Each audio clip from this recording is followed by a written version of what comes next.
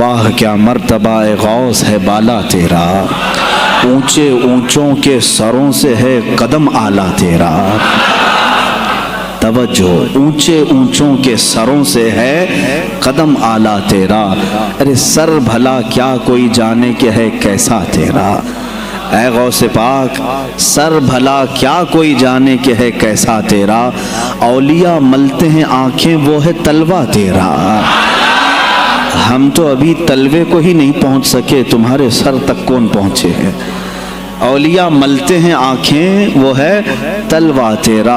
وہ شہنشاہ بغداد اگر منبر پر کھڑے ہو کر کے اعلان کر دے قدمی ہادی علی رقبت کل ولی اللہ، میرا یہ پاؤں تمام اولیاء کی گردنوں پر ہے، تو پھر ہند کے خطے سے معین الدین اجمیری بھی یہ کہتے ہوں کہ بل علی رأسی و علی عینی، اے سلطان الاولیاء صرف آپ کا قدم گردن پر نہیں میرے سر پر بھی ہے۔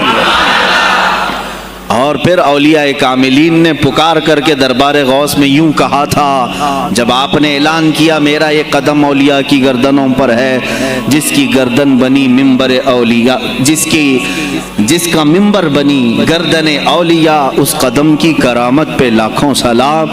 انہوں نے جب اعلان کیا تو کیا اولیاء کاملین نے جواب میں کیا کہا تھا؟ جواب میں کیا کہا تھا؟ غوث پاک نے جب بغداد سے پکارا تو پورے مشرق و مغرب، شمال و جنوب کے اولیاء نے یوں کہا تھا، یہ دل یہ جگر ہے، یہ آنکھیں یہ سر ہے۔ یہ دل یہ جگر ہے، یہ آنکھیں یہ سر ہے، جہاں چاہو رکھو قدم غوث اعظم۔ گردن ہی کیا ہے، یہ دل ہے، یہ جگر ہے، یہ آنکھیں ہیں، یہ سر ہے، آپ کی مرضی جہاں ہو میرے آقا آپ قدم رکھتے ہیں، جہاں چاہو رکھو قدم غوث اعظم۔ عزیزان گرامی وقار، تاجدار بریلی نے شہنشاہ بغداد کی بارگاہ میں پیش اس طرح سے کیا کہ جو ولی قبل ہوئے یا بعد ہوئے سب ادب رکھتے ہیں دل میں میرے آقا تیرا، سارے اقطاب جہاں کرتے ہیں کعبے کا طواف، کعبہ کرتا ہے طواف در بالا تیرا۔ اے شہنشاہ بغداد تیری میری قسمت کی قسم کھائیں سگانے بغداد، ہند میں رہ کے بھی دیتا رہوں پہرا تیرا، ہند میں رہ کے بھی دیتا رہوں پہرا تیرا۔ سرکار بغداد کی بارگاہ میں پھر استغاثہ کرتے ہوئے اعلیٰ حضرت بریلوی رحمۃ اللہ تعالیٰ علیہ یوں عرض کرتے ہیں، اے شہنشاہ بغداد تجھ سے در، در سے سگ، اور سگ سے ہے مجھ کو نسبت، میری گردن میں بھی ہے دور کا ڈورا تیرا۔ اس نشانی کے جو سگ ہیں نہیں مارے جاتے، جس کی گردن میں قادری پٹا ہو، جس کی نسبت سلسلہ قادریہ سے ہو گئی ہو، اس کے لیے اعلیٰ حضرت بریلوی فرماتے ہیں اس نشانی کے جو سگ ہیں، ہم کتا پاک ہیں شہنشاہ بغداد کے، اس نشانی کے جو سگ ہیں نہیں مارے جاتے، حشر تک میرے گلے میں رہے پٹا تیرا۔ اور اے سننے والو، میں نے اپنے آپ کو سگ کہا، کتا کہا، تو کہیں تم اس خیال میں نہ آ جانا کہ کتا معمولی ہوتا ہے۔ آگے اعلیٰ حضرت نے اس کا بھی سوایہ کر دیا، کیا دبے جس پہ حمایت کا ہو پنجہ تیرا، کیا دبے جس پہ حمایت کا ہو پنجہ تیرا۔ ارے شیر کو خطرے میں لاتا نہیں کتا تیرا، شیر کی تک پرواہ نہیں کرتا غوث پاک کا کتا۔ تو میں نے اپنے آپ کو کتا کہا تو اس بھول میں نہ رہ جانا کہ کتے کو کوئی بھی مار لے جائے گا، اٹھا لے جائے گا۔ ہم نے کہا ہے دربار غوث کا کتا جو شیر کو بھی خطرے میں نہیں لاتا ہے۔ عزیزان گرامی وقار، بارگاہ غوث میں جو جھوم کر کے اشعار امام احمد رضا خان فاضل بریلوی رحمۃ اللہ تعالیٰ علیہ نے بیان کیے ہیں، وہی ہماری گفتگو کا خلاصہ بھی ہیں۔ سرکار بغداد سیدنا عبد القادر جیلانی رضی اللہ تعالیٰ عنہ، یقیناً آپ کے ولی کامل ہونے پر تقریباً پوری امت کا اتفاق ہے۔ اتفاق کا مطلب صرف بریلویوں کا نہیں، دیوبندی بھی مانتے ہیں، اہل حدیث بھی مانتے ہیں، شیعہ بھی مانتے ہیں۔ غوث پاک رضی اللہ تعالیٰ عنہ کی ولایت سے ان میں سے کسی کا انکار نہیں۔ آج بھی بغداد میں جائیں لنگر بٹ رہا ہوتا ہے، شیعہ بھی کھا رہے ہیں۔ غوث پاک رضی اللہ تعالیٰ عنہ کا لنگر آج بھی بٹ رہا ہے۔ بغداد کی وہ ایک ایسی بارگاہ ہے جہاں سنی اور شیعہ دونوں ہیں، دونوں تسلیم کرتے ہیں ان کی ولایت کو۔ اب رہے بات اہل حدیث کی یا دیوبند کی ان کی کتابیں اٹھاؤ تو پتہ چل جائے گا کہ غوث پاک کے متعلق انہوں نے کیا کیا نہیں لکھا۔ پیر پیراں، میر میراں، شہنشاہ بغداد، بلکہ شیخ ابن تیمیہ جو ہر ولی کی تنقید کرتا تھا، ہر صوفی پر تان و تشریح کرتا رہا، اس نے اپنی کتاب میں لکھ دیا کہ میرے پاس اتنی تواتر تک، تواتر کہتے ہیں اتنے لوگوں کا بیان کرنا کہ جن کا جھوٹ پر جمع ہونا محال ہو۔ شیخ ابن تیمیہ کہتا ہے میرے پاس اتنی تواتر سے کسی اور کی کرامتوں کا ذکر نہیں پہنچا جتنا شیخ عبد القادر جیلانی کا پہنچا ہے۔ الفضل لما شہید بہ الاعداء، فضیلت تو اس کی ہے جس کی دشمن بھی گواہی دے رہے ہوں۔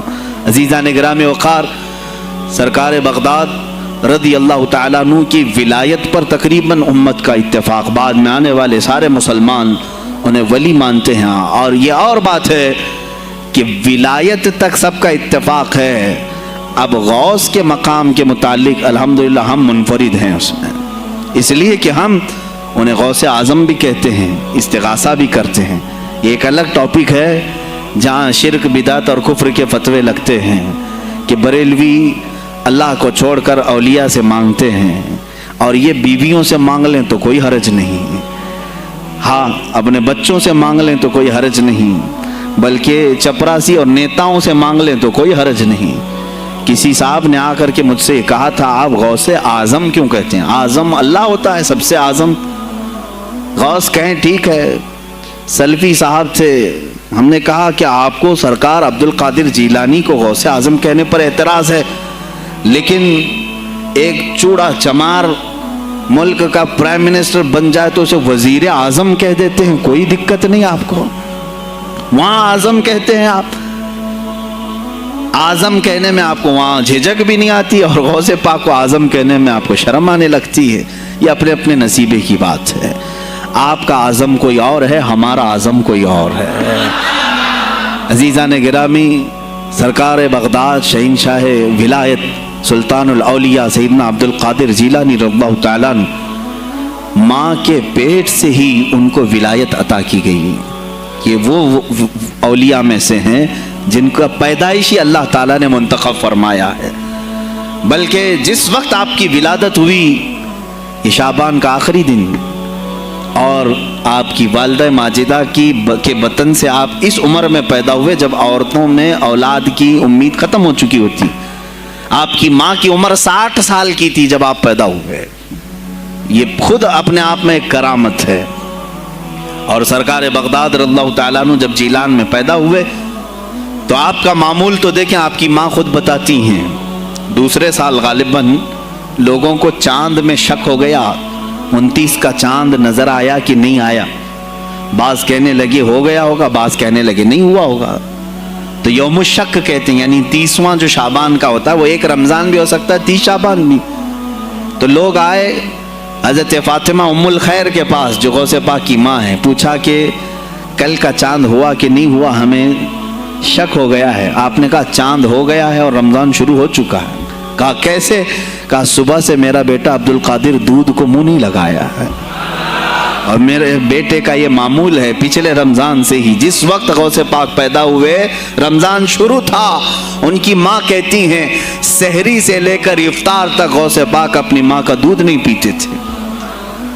یہ بچپنے میں ماں کی گود میں روزے کا آپ کے اوپر کوئی مکلف نہیں تھے، آپ احکام شریعت ابھی آپ کے اوپر لاگو نہیں تھے، لیکن اللہ کا ایک ولی آتا ہے تو وہ نظام خدا قائم کرنے کے لیے آتا ہے۔ آج میں اسی پر گفتگو کرنا چاہوں گا، اللہ کے اولیاء ظاہر کیوں ہوئے دنیا میں اور کیوں آتے ہیں۔ ان کا سب سے بڑا مقصد دنیا میں آنے کا، جلوہ بار ہونے کا، وہ یہ ہوتا ہے کہ نظام خداوندی کو زمین پر قائم کریں، جس کی کائنات ہے اسی کی بات یہاں پر قائم ہونی چاہیے۔ اب یہ باتیں وقت کے ساتھ گزرتی جاتی ہیں اور لوگ بھول جاتے ہیں۔ آپ سب کو پھر میں یاد دلا دوں، میرے عزیز، میں نے بھی اور آپ نے بھی اللہ سے ایک وعدہ کیا ہے، ہماری روحوں نے اللہ سے وعدہ کیا ہے۔ جب اللہ تعالیٰ نے ہمیں پیدا بھی نہیں کیا تھا اس وقت ہماری روحوں کو بلا کر اس نے ایک وعدہ لیا، الست بربکم، کیا میں تمہارا رب نہیں ہوں؟ میں تمہارا مالک اور خالق نہیں ہوں؟ تو سب کی روحوں نے کہا تھا قالوا بلا وربنا، کیوں نہیں مولا، تو ہی تو ہمارا رب ہے۔ رب تعالیٰ نے فرمایا کیا تم اسی وعدے پر برقرار رہو گے دنیا میں جانے کے بعد؟ سب نے کہا تھا ہم وعدہ کرتے ہیں مولا اسی پر باقی رہیں گے۔ یہاں آنے کے بعد کتنے وہ لوگ ہیں جو اس کی ربوبیت کا اقرار کرتے ہوئے اس کائنات میں صرف اس کے گن گاتے ہیں۔ کفار و مشرکین تو وعدہ خلاف ہیں، توڑ دیے، انہوں نے اللہ کے علاوہ کسی اور کو خدا بنا لیا، لیکن تم نے اللہ اکبر تو کہا، زبان سے تو تم نے تسلیم کیا، لیکن تمہارا رہن سہن یہ بتاتا ہے کہ تمہارا مالک کوئی اور ہے، کسی اور کو راضی کرنے میں لگے ہوئے ہو، کسی اور کی دریوزہ گیری کر رہے ہو، کسی اور کی خوشامدی میں کھڑے ہوئے ہو، درباروں کے آستانوں کے دروازوں پر تمہارا کھڑا ہونا گھنٹوں پر کسی کو راضی کرنے کے لیے، یہ تمہارا عمل بتاتا ہے کہ تم نے رب اعلیٰ کو اکبر نہیں سمجھا۔ وعدہ تو تمہاری روحوں نے کیا تھا کہ تیرے سوا کسی کو ہم حاکم نہیں تسلیم کریں گے، حاکم اعلیٰ صرف اللہ ہے۔ اولیاء کاملین یہی بات یاد دلانے کے لیے آتے ہیں، پھر تمہیں یہ یاد دلانے کے لیے آتے ہیں، اور جس شان سے وہ دنیا میں آتے ہیں بچپن سے ہی ان کے حالات ایسے ہوتے ہیں کہ شریعت طاہرہ کی پابندی ان کے ہر قول و عمل میں نظر آتی ہے، ہر قول و عمل میں، اس لیے کہ ہم جس کی زمین پر ہیں اور جس کی آسمان کے نیچے ہیں، بات ہوگی تو صرف اسی کی ہوگی، بات ہوگی تو صرف اسی کی ہوگی۔ مجھے ایک بات یاد آتی ہے، سرکار مفتی اعظم ہند رحمۃ اللہ تعالی علیہ آپ کے سامنے کوئی صاحب تقریر کر رہے تھے، یہ زمین سب کی ہے، ان کی بھی ہے، ان کی بھی ہے، ان کی بھی ہے۔ آپ نے کہا چپ رہو، زمین اللہ کی ہے اور صرف اللہ کا نام ہو۔ یہ سب کی ہمت نہیں بولنے کی، زمین اللہ کی ہے اور اللہ ہی کا یہاں پر اللہ ہی کی بولی بولی جائے، اسی کے لیے زیب دیتا ہے، جس کے گھر میں رہ رہے ہو اسی کی بات کرو۔ عزیزان گرامی وقار، سرکار بغداد ان کی کرامات اپنی جگہ پر، لیکن ان کی زندگی کے کچھ اہم گوشے میں لے کر آج حاضر ہوں۔ آج ہمارے حالات کے اعتبار سے بھی ضرورت ہے اس کی۔ جب آپ پروان چڑھتے رہے اپنی ماں کی گود میں، بہت جلدی آپ کے والد گرامی کا انتقال ہو گیا۔ آپ سے خود پوچھا گیا تھا غوث پاک سے، آپ کی جوانی میں یا جب آپ کا شہرہ بغداد میں بہت ہو گیا تب پوچھا گیا تھا آپ کو اپنے ولی ہونے کا احساس کب ہوا؟ غوث پاک سے ہی پوچھا گیا تھا آپ کو کب پتا چلا اللہ نے آپ کو ولایت کا یہ مقام عطا کیا؟ آپ فرماتے ہیں جب میں 10 سال کا تھا، مدرسے جاتا تھا تو غیب سے ایک آواز آتی تھی، افصحوا فی المجالس لولی اللہ، غیب سے آواز آتی تھی اے لوگوں مجلس میں جگہ چھوڑ دو، اللہ کا ولی آ رہا ہے۔ یہ آواز صرف میں نہیں، میرے استاد بھی سنتے، وہاں بیٹھے شاگرد بھی سنتے، اور سب کھڑے ہوتے تھے، جگہ دیتے تھے۔ غوث پاک فرماتے ہیں جب ہر بار مجھے یہ آواز آنے لگی تب مجھے احساس ہوا کہ اللہ تعالیٰ نے مجھے ولایت کا تاج پہنایا ہے۔ پھر آپ کو لہو و لعب میں، کھیل کود میں نہیں رکھا گیا۔ فرماتے ہیں ایک بار میں صرف ایک گائے کی پونچھ پکڑنے کی کوشش کر رہا تھا، گائے پلٹ گئی، فصیح عربی میں کہنے لگی الہذا خلقت ام بہذا امرت یا عبد القادر، اے عبد القادر کیا تجھے اسی کام کے لیے پیدا کیا گیا یا تجھے اللہ نے اس کام کا حکم دیا کہ میری پونچھ پکڑے؟ غوث پاک فرماتے ہیں میں چونک گیا کہ ایک جانور مجھ سے عربی میں بات کر رہا ہے۔ اور اس کے بعد وہ گائے خود کہنے لگی اے عبد القادر تجھے اللہ نے اپنی مخلوق کے لیے بنایا ہے، اپنے بندوں کو راہ راست پر لانے کے لیے۔ غوث پاک فرماتے ہیں اس کے بعد زندگی میں کبھی کھیل کود کی خواہش بھی نہیں آئی، کھیل کود کی خواہش بھی نہیں آئی، کبھی تصور بھی نہیں کیا۔ اور جب آپ جیلان سے نکل کر بغداد آئے، بغداد کے جو حالات تھے وہ آپ نے بہت قریب سے مشاہدہ کیا۔ میرے عزیزو آج کے جو حالات ہیں نا، آج کے جو حالات میں نے پڑھا اس سے بھی زیادہ ڈینجر حالات اس زمانے کے تھے۔ آج لوگ حالات کی شکایت کرتے ہیں، بہت سارے علماء مولانا ہم سے کہتے ہیں حالات اب صحیح نہیں ہیں، ویسے نہیں ہے پہلے۔ میں تمہیں غوث پاک کے حالات بتاتا ہوں، اس وقت سیاسی حالات کیا تھے۔ اس وقت سیاسی حالات اتنے خطرناک ہو چکے تھے، بغداد میں شیعوں نے اپنا گڑھ جمایا تھا، یہاں تک کہ ہر عالم پر، ہر واعظ پر، ہر امام مسجد پر پابندی تھی، سیدنا ابو بکر صدیق اور حضرت عمر کا کوئی نام نہیں لے سکتا تھا، کوڑے مارے جاتے تھے۔ شیخین کا اگر کسی نے نام لے لیا کسی عالم نے، کوڑے مارے جاتے تھے۔ خلیفہ واثق باللہ تک یہ تاریخ چلی بغداد میں، اور سلطنتیں ٹوٹ چکی تھیں، سیاسی حالات اس قدر خراب ہو چکے تھے، چھوٹی چھوٹی ٹکڑیوں میں بٹ چکے تھے مسلمان۔ مصر کی طرف دیکھیں تو فاطمی حکومت قائم ہو گئی تھی، وہ اپنے آپ کو فاطمی کہہ رہے تھے۔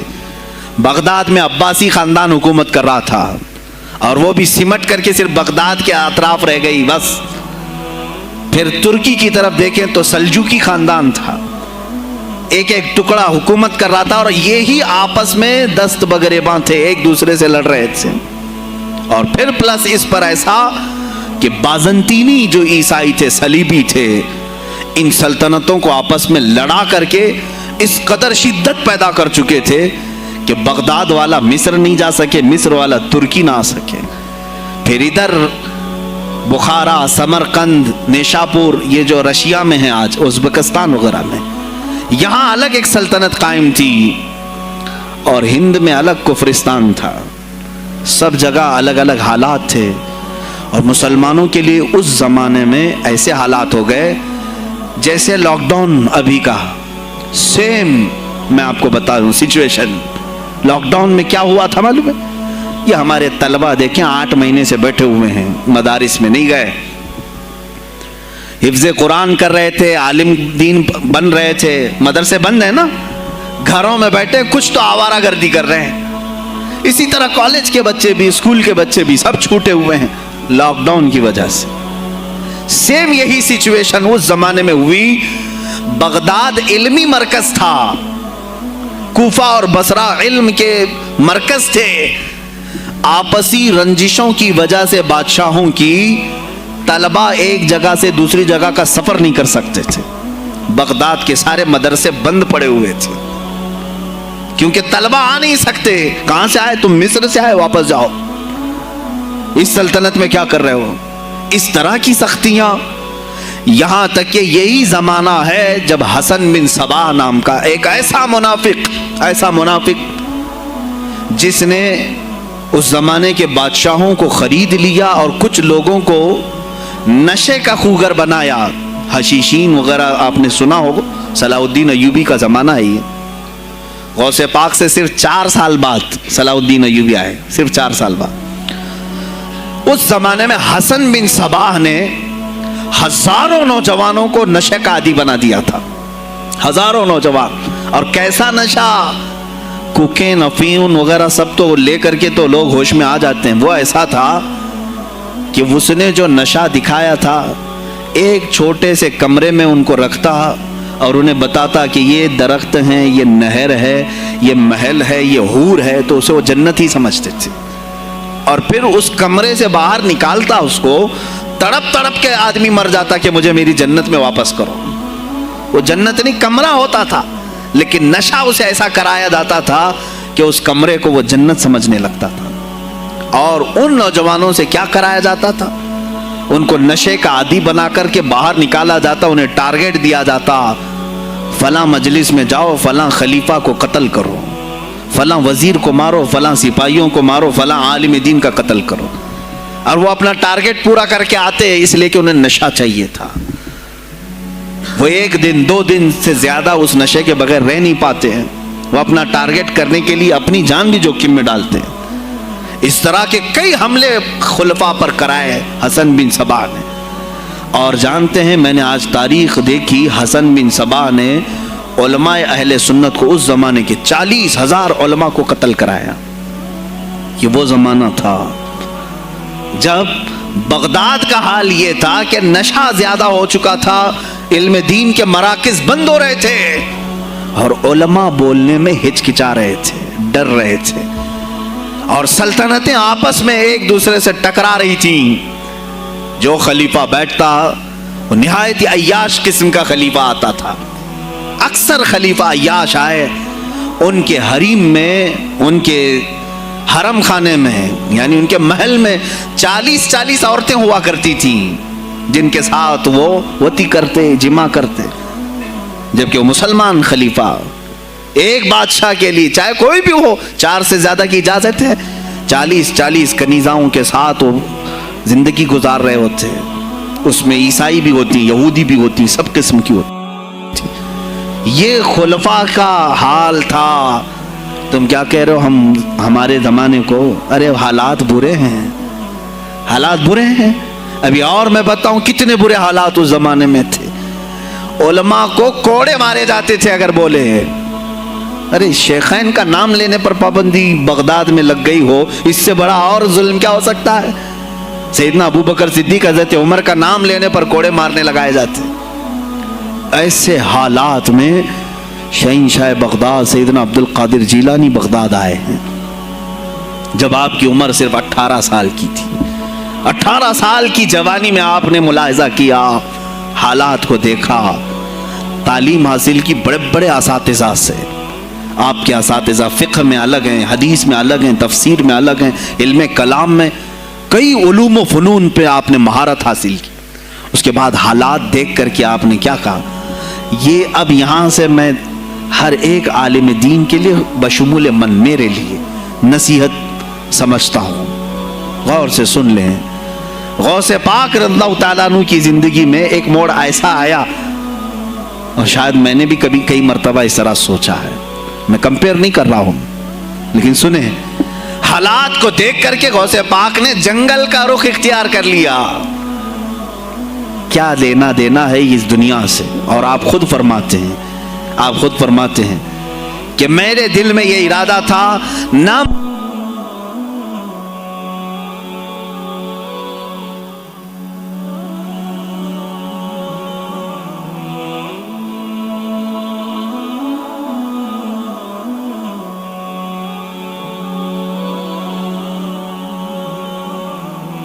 ہیں، میرا ارادہ ہوا جنگل میں ایسی جگہ رہوں کہ نہ مجھے مخلوق دیکھے اور نہ میں مخلوق کو دیکھوں، عبادت میں ایسے مصروف ہو جاؤں۔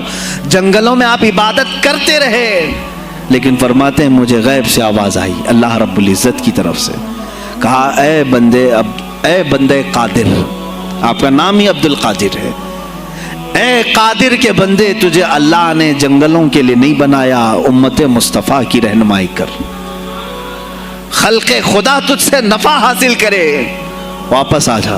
غوث پاک فرماتے ہیں میرا ارادہ تو تھا کہ میں اپنی زندگی اللہ کی یاد میں فنا کر دوں، لیکن میں شہر صرف اس لیے واپس آیا کہ جنگل میں صرف میری اصلاح ہو سکتی ہے، شہر میں پوری امت کی اصلاح ہو سکتی ہے۔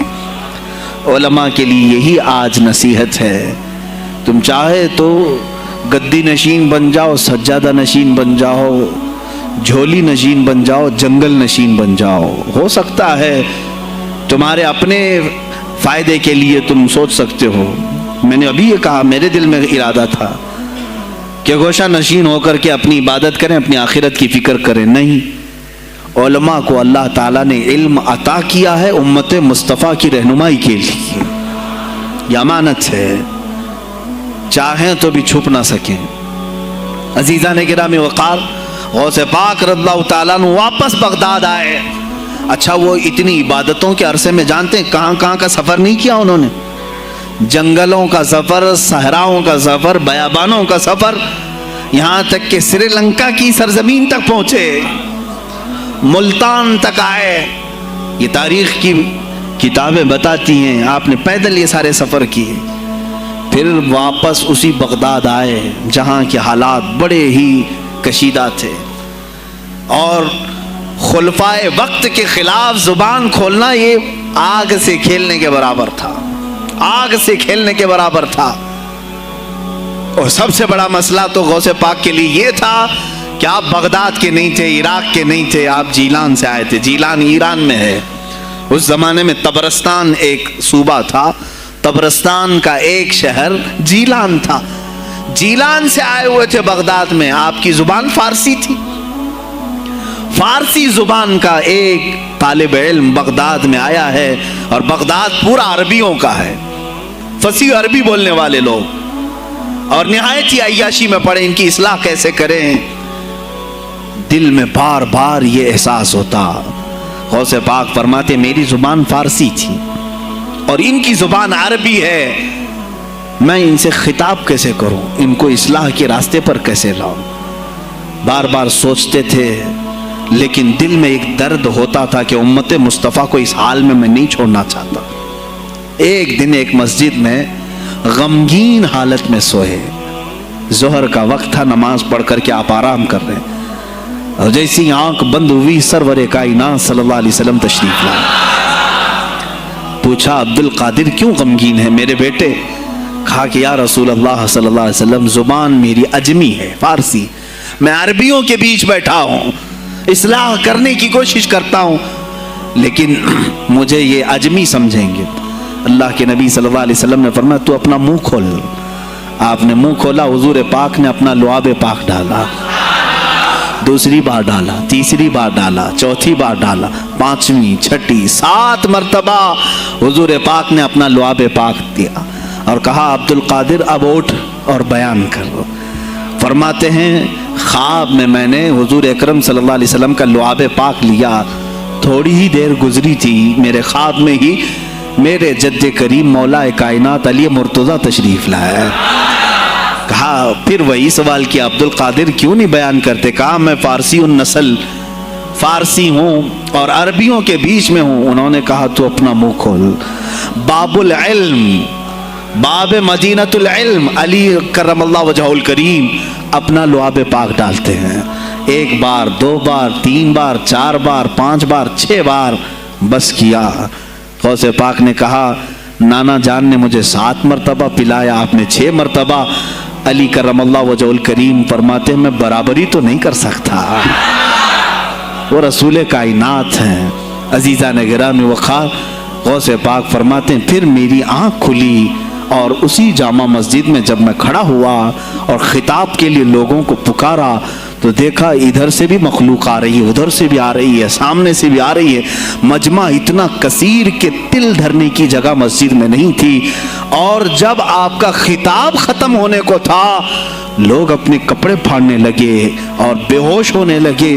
اتنی تیر بہدف کلمات تھے کہ سیدھے سینے میں پیوست ہو جاتے، دلوں میں اتر جاتے۔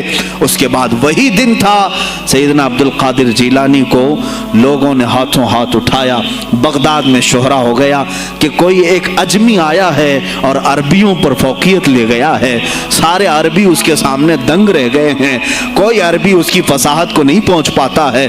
کئی لوگ امتحان کے لیے بھی آئے، ایسا نہیں ہے کہ غوث پاک کو یوں ہی چھوڑ دیا گیا۔ میرے عزیز تم تو 1000 سال کے بعد کرامتیں سنتے ہو نا، یہی لگتا ہے کہ غوث پاک بہت کرامتوں کے مالک تھے، بہت بڑے عالم اور بڑے ولی کامل تھے، کچھ نہیں ہوا ہوگا ان کے ساتھ۔ ہمارے سے زیادہ خطرے انہوں نے مولے ہیں، ہم سے زیادہ حاسدین ان کے تھے، دشمنی کرنے والے اپنوں میں بھی بہت سارے تھے۔ غوث پاک رضی اللہ تعالیٰ عنہ کا جب خطاب شروع ہوا، کیا ایک خطیب جب مشہور ہونے لگے تو دوسرے مولوی خاموش رہ جائیں گے؟ حسد کی چنگاری بھڑکتی ہے، وہ غوث پاک کے خلاف بھی بھڑکی۔ اور بغداد میں جب یہ شورا ہونے لگا تو کئی علماء اس وقت کے جو بڑے بڑے پائے کے عالم ہیں، ان کی کتابیں آج بھی موجود ہیں، میں نام تذکرے نہیں کر رہا، لیکن انہوں نے ٹیسٹ لینے کی غرض سے، امتحان لینے کی غرض سے کئی لوگوں کو سوالات بھیجے۔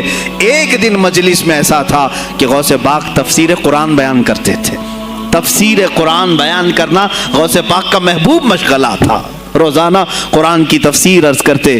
ایک دن مجلس میں بڑے بڑے علماء کی جماعت، جس میں عبد الرحمن جوزی جیسے بڑے فقیہ محدث ہیں، ان کی ایک جماعت آئی، قرآن کی جو آیت کی تفسیر وہ کر رہے تھے اس تفسیر کو کئی کتابوں سے انہوں نے اخذ کیا اور لے کر کے آئے، مجمع میں بیٹھے ہیں، غوث پاک نے تفسیر شروع کی۔ ایک آیت کی کتنی تفسیریں ہو سکتی ہیں، کتنی تفسیریں ہو سکتی ہیں، ایک تفسیر بیان کیا، اس کے بعد کہا اس آیت کی ایک دوسری تفسیر یہ ہے، پھر تھوڑی دیر کے بعد غوث پاک نے فرمایا اس کی ایک تیسری تفسیر یہ ہے، پھر کہا اس کی ایک چوتھی تفسیر یہ ہے، پھر کہا اس کی ایک پانچویں تفسیر یہ ہے۔ بیان کرتے جا رہے ہیں، کرتے جا رہے ہیں، یہاں تک کہ 13 تفسیریں ہو گئیں۔ جو بیٹھے ہوئے تھے وہ آشش کرنے لگے. اس کے بعد اتنا ہی نہیں، آگے بڑھتے رہے، آگے بڑھتے گئے. 40 تفسیریں ایک آیت کی آپ نے بیان کی.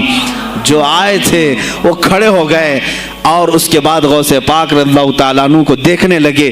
غوث پاک نے ان کو مخاطب کر کے کہا، اے گروہ علماء، اے جماعت علماء، تم 13 تفسیریں یاد کر کے آئے تھے ایک آیت کی، کیا وہ میں نے شروع سے 13 تک صحیح بیان کیا؟ سب اپنے جبے اٹھانے لگے. کہا ہم تو یہ 13 تفسیریں پڑھ کر آئے تھے یہ سوچ کر کے کہ شیخ عبد القادر جیلانی کو 2-3 سے زیادہ تفسیریں نہیں آتی ہوں گی. 13 کے بعد آپ تو 40 تک پہنچے، وہاں تو ہمارا بھی علم نہیں پہنچا. جماعت علماء دنگ رہ گئے اور اس کے بعد توبہ بھی کیا. کہا ہمارے دلوں میں بدگمانی آ گئی تھی، ہم توبہ کرتے ہیں. غوث پاک رضی اللہ تعالیٰ عنہ ایک اور مجمع ہے، ایک اور مجمع ایسا ہے کہ اس میں 40 کے قریب علماء ہے. سوالات الگ الگ لے کر کے پھنسائیں گے کسی طرح سے ان کو، ڈیفیکلٹ سوالات لے کر کے. ایک بات یاد رکھنا، مشکات شریف کی حدیث ہے، جس نے علم اس لیے حاصل کیا کہ کسی عالم کو نیچا دکھا دوں، اسے پھنسا دوں سوال کر کے، حضور فرماتے ہیں قیامت کے دن اسے آگ کی بیڑیاں پہنائی جائیں گی، اس کی زبان کو آگ کی کینچی سے کھینچا جائے گا. اس لیے علم حاصل مت کرو، کسی کو نیچا دکھانا، کسی کو بیوقوف بنانا. ایک کتاب کہیں سے پڑھ کر کے آئے، مولانا کے پیچھے پڑ گئے، یہ بتاؤ صحیح ہے کہ نہیں ہے. پھر اگر اس مولانا صاحب کے دماغ میں اس وقت وہ مسئلہ نہیں تھا، انہوں نے کہا نہیں معلوم، تو آپ کو لگا کہ ہاں میرے سے زیادہ تو ان کو بھی نہیں معلوم. تم نے تو ایک ہی چیز حل کر کے ان کے سامنے پیش کی ہے. عزیزان گرامی، اس طرح کی چیزیں ہرگز نہ کریں، یہ بہت بڑا گناہ ہے مغالطے میں ڈالنا. غوث پاک رضی اللہ تعالیٰ عنہ ایک جماعت سے خطاب کر رہے ہیں. 40 علماء ہے، الگ سوالات نوٹ کر کے، میں یہ پوچھوں گا، تم یہ پوچھنا، تم یہ پوچھنا. غوث پاک رضی اللہ تعالیٰ عنہ نے اپنا خطاب کیا اور سوالات کے لیے اس دن محفل کا وقت ہی نہیں دیا. کہا آج سوالات کوئی نہیں کرے گا. وہ لوگ تو سوالات لے کر کے آئے تھے. سب مجمع میں خطاب کے بعد جس کو جو پوچھنا ہے آپ کہتے ہیں کہ پوچھ لو، اس دن کا کوئی نہیں پوچھے گا. آؤ صرف مصافحہ کر کے جاؤ، آؤ صرف مصافحہ کر کے جاؤ. تو یہ جو علماء کی جماعت تھی، ان کو بلایا. ایک آتے ان کو سینے سے سینہ لگاتے اور کہتے تیرا یہ سوال تھا، اس کا یہ جواب ہے. دوسرا آتا اس سے کہتے تو یہ گھر سے سوچ کے آیا تھا، تیرا سوال یہ ہے، اس کا جواب یہ ہے. اس طرح 40 سے مصافحہ کیا، معانقہ کیا. ان کے سوالات کے پوچھنے سے پہلے جوابات بھی دے دیے اور اس کے بعد کہا کیا ہے گروہ علماء، تم سوال کرتے اور میں جواب دیتا تو عبد القادر کی کیا اس میں خصوصیت تھی؟ تم سوال بھی نہ کرو، میں جواب دوں، تب پتا چلے گا کہ میں بندہ قادر ہوں، میں قادر کا بندہ ہوں. تم نے سوال بھی نہیں کیا اور میں جواب دوں تو تمہیں احساس ہوگا کہ میں قادر کا بندہ ہوں. اللہ رب العزت کا کی صفاتی نام ہے. عزیزان گرامی وقار، علماء نے تنگ کیا، پریشان کیا، آپ کے مجموعوں کو روکنے کی کوشش کی، لیکن ایسا نہیں ہے کہ غوث پاک نے ہر ایک کو اپنی کرامت سے زیر کر دیا ہو، ان علماء کو پورا سلا دیا ہو. نہیں، فیس کیا ہے، مقابلہ کیا ہے، پریشانیاں اٹھائی ہیں. اور خلفاء کے وقت کے سلاطین کی بھی بہت ساری ایسی سختیاں تھی جس کو آپ نے برداشت کیا. کئی لوگوں نے آپ پر پابندیاں لگانے کی کوشش کی تھی. یہ تو سرکار غوث پاک کی استقامت تھی کہ آپ جمے رہے. اور سب سے بڑا کام آپ کا کیا تھا معلوم ہے؟ خانقاہ کے گدی نشینوں غور سے سنو، جو غوث پاک کا نام لیتے ہیں، سرکار غوث پاک رضی اللہ تعالیٰ عنہ کی اس صفت کو میں بیان کروں تو یہ بغلیں جھانکیں گے. ابھی غوث پاک نے سب سے بڑا کردار کیا کیا جانتے ہیں آپ؟ لوگ کہتے ہیں خانقاہی ماحول قائم کرنا ہے، اللہ اللہ کرو، تسبیح لو، دلوں کی صفائی کرو، سب صحیح ہے. لیکن غوث پاک نے تقریباً 25 سال صرف جہاد پر بیان کیا ہے، صرف جہاد پر. کہا کہ اے گروہ مسلمین، تم پر اللہ نے ذلت مسلط کر دی ہے اس لیے کہ تم نے کوششیں ترک کر دی ہیں. حکومتوں کو صحیح کرنے کے لیے آپ نے باغ ڈور سنبھال لی تھی. غوث پاک جب بیان کرتے ممبر سے تو وقت کا جو تخت تھا وہ بھی ہلنے لگ جاتا تھا. خلیفہ مستنجد باللہ، اس زمانے کا خلیفہ ہے، اور تنگ آ گیا غوث پاک کے پاس جب وہ بیان کرتے اور ان کی عیاشیاں کھول کھول کر کے ذکر کرتے تو لوگوں میں اب احساس جاگنے لگا کوئی تو اللہ والا آیا ہے جو نظام خداوندی قائم کرنے کی بات کر رہا ہے، نظام مصطفیٰ قائم کرنے کی بات کر رہا ہے۔ بغداد کی یہ حالات جب ہونے لگے میرے عزیزو، سلطان الاولیاء غوث پاک کی ہی شہ پر جانتے ہیں صلاح الدین ایوبی جیسا ایک مرد مجاہد پیدا ہوا ہے۔ یہ آپ کی تحریک تھی، غوث پاک کی تحریک تھی کہ جب بازنطینی عیسائیوں سے آپ نے اپنی پوری امت کو آگاہ کیا کہ تم سو رہے ہو، تم اپنی عیاشیوں میں ہو، تم اپنے نشے میں ہو، تمہارا دشمن تاک میں لگا ہے، گھات لگا کر کے بیٹھا ہے۔ اور ہوا بھی یہی کہ غوث پاک کے وصال کے صرف 10 سال بعد صلیبیوں نے حملہ شروع کر دیا بغداد پر، مصر پر، ترکی پر، ہر جگہ۔ اور یہی حملے کی وجہ تھی صلاح الدین ایوبی جیسا مرد مجاہد کھڑا ہوا، اور پھر انہوں نے پورے بیت المقدس کو فتح کر کے اپنے سر ایک صحرا باندھا۔ آج تک امت اس کے احسان کو یاد کرتی ہے۔ میرے عزیزو، غوث پاک کے زمانے کے ہیں صلاح الدین ایوبی۔ اتنا ہی نہیں، آپ ہی کی تحریک تھی، غوث پاک کی تحریک تھی کہ تم جوانوں کو تیار کرو، تمہاری زندگی عیاشی کے لیے نہیں، اللہ کا نظام قائم کرنے کے لیے ہے۔ تم اللہ کا نظام قائم کرنے کے لیے آئے ہو دنیا میں، کیونکہ اللہ نے تمہیں خلیفۃ اللہ کہا ہے۔ اللہ کے تم خلیفہ ہو، تم نائب ہو اللہ کے، تم یہاں پر اپنی موج مستی کے لیے نہیں آئے۔ اب اس زمین پر بات ہوگی تو صرف میرے مولا کی ہوگی، اس زمین پر بات ہوگی میرے مصطفیٰ کی ہوگی۔ یہ سیدنا عبد القادر جیلانی کا اعلان تھا۔ ہے کوئی آج پیران اعظام وہ اعلان کریں کہ آج اس زمین پر صرف ہم ناموس رسالت کی بات کریں گے؟ کون ہے؟ کیوں بیٹھے ہو؟ غوث پاک سے اگر تمہاری ادنا سی نسبت ہے تو پھر تمہیں اپنے جوانوں کو، اپنے مریدوں کو یہ سکھانا ہوگا کہ موٹے موٹے نذرانے دینے سے نہیں چلے گا، اپنی گردنیں حضور کو پیش کرنے کے لیے تیار کرو۔ تم تیار ہو جاؤ اپنا خون اور اپنی گردن بارگاہ مصطفیٰ میں دینے کے لیے۔ یہ آج تربیت دو، ورنہ پھر دشمن تمہیں کچا چبانے کے لیے تیار ہے، کچا چبانے کے لیے تیار۔ عزیزان گرامی، میں غوث پاک کی تحریک آپ کو بتا دوں کون سی تحریک تھی۔ وہ صلاح الدین ایوبی جو بیت المقدس فتح کیا، یہ غوث پاک کی تحریک ہے۔ اور پھر چند سالوں کے بعد پورے عالم اسلام میں جو خلافت عثمانیہ قائم ہوئی، غازی ارطغرل جو آئے، یہ تحریک بھی غوث اعظم کی پیدا کی ہوئی تھی۔ آپ نے جوانوں کو متحرک کیا تھا اور پھر امت کا وہ شعور بیدار کیا تھا جو ان میں مردہ کر چکے تھے کچھ حکومت کے کارندے۔ میں سمجھتا ہوں اس وقت جتنے خلفاء بیٹھے ہوئے تھے خلافتوں پر، تخت پر، جو نام کے مسلمان تھے، یا اس کو ہماری زبان میں سمجھ لیں، سب کانگریس کے تھے، جو منافق تھے، یعنی دکھتے تھے بس، لیکن اندر سے سب نفاق ہوتا تھا، نفاق ہوتا تھا۔ ہاں میں صاف کہوں گا، بغداد میں بھی کانگریس کا خلیفہ رہا ہوگا، مصر میں بھی اور ترکی میں بھی اور نیشاپور میں بھی، اس لیے کہ مسلمانوں کے خون چوس کر کے تخت پر بیٹھ تو جاتے لیکن پوری زندگی گزر جاتی، میرے مصطفیٰ کا نام تک نہیں لیتے تھے، ان کو بٹھاتے تھے مسلمان۔ آج آپ بھی تو یہی کر رہے ہیں، یہی کر رہے ہیں۔ ہم اپنا اپنا سمجھ کر کے جن کو اوپر تک بٹھاتے ہیں، پوری زندگی چھان مار کر کے دیکھ لو، کبھی یہ نظام قرآن کی کبھی بات کیا ہے؟ کبھی میرے مصطفیٰ پر آنے والی آنچ کے لیے کھڑا ہوا ہے؟ کوئی نہیں کھڑا ہونے والا ہے۔ ان کے سفید کرتے اور ان کے سفید پاجامے سب کفن بن کر رہ جائیں گے اور کچھ بھی نہیں ہوگا۔ عزیزان گرامی وقار، آپ کو سرکار بغداد رضی اللہ تعالیٰ عنہ کی تحریک میں بتاؤں، ترکی سے نکلنے والی خلافت عثمانیہ یہ غوث اعظم کی پیدا کی ہوئی تحریک تھی۔ اتنا ہی نہیں، آپ کے آخری زمانے میں سرکار خواجہ غریب نواز معین الدین چشتی رضی اللہ تعالیٰ عنہ کی ملاقات بغداد میں ہوئی، معین الدین اجمیری رضی اللہ تعالیٰ عنہ کی ملاقات ہوئی۔ تاریخ دان نے لکھا، آج میں نے پہلی مرتبہ اس کو پڑھا اور آپ کے سامنے پہلی بار بتا رہا ہوں، سرکار بغداد اور حضرت خواجہ غریب نواز کی ملاقات کے بارے میں بہت سارے باتیں چلتی ہیں کتابوں میں بھی، میں نے اپنے مرشد سے بھی پوچھا تھا۔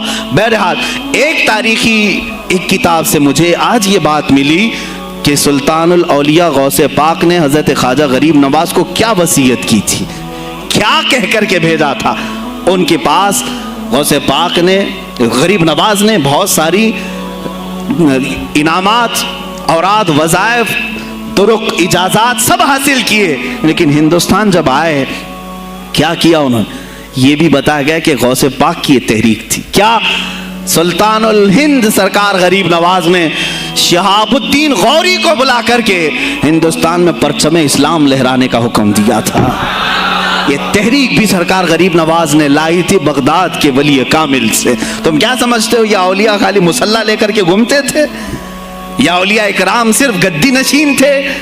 نہیں میرے عزیزو، یہ حکومت وقت کو آنکھ میں آنکھیں ڈال کر بات کرتے تھے، اور پھر نظام مصطفیٰ کی بات للکار کر کے کرتے تھے. آج کے زمانے میں کچھ لوگوں نے اولیاء کو ایسا پیش کیا ہے جیسے وہ درویش بس جنگل میں رہتے تھے اور کچھ نہیں. نہیں میرے عزیزو، وہ اللہ کے شیر تھے، اللہ کے شیر تھے. اسی لیے تو اقبال نے کہا ہے اللہ کے شیروں کو آتی نہیں روباہی. وہ کبھی لومڑی پن کا انہوں نے اپنے آپ میں اظہار ہی نہیں کیا کہ نہیں یہ بھی چلے گا وہ بھی چلے گا، کبھی نہیں. وہ گرجتے تھے اپنے تخت پر، اپنی خانقاہوں پر. دیکھیں خلیفہ مستنجد باللہ، ابو المظفر اس کو کہتے ہیں، بغداد کا وہ خلیفہ، عباسی خلیفہ، بڑا طاقتور، اور اسی کے زمانے میں غوث پاک ہیں. ایک فارس سے آنے والے اجمی عبد القادر، شیخ عبد القادر، جب بغداد کی جامع مسجد میں بیان کر رہے ہوں، در و دیوار ہل رہے ہیں. وہ اپنے خلافت کے دربار میں بیٹھا ہے خلیفہ، اچانک بہت زور کی آواز آئی، پورے محل میں گونج گئی. پوچھا یہ آواز کیسی بغداد میں؟ لوگوں نے معلوم کر کے بتایا کہ شیخ عبد القادر جیلانی نے چھینک ماری، ان کے مریدوں نے صرف جواب دیا ہے.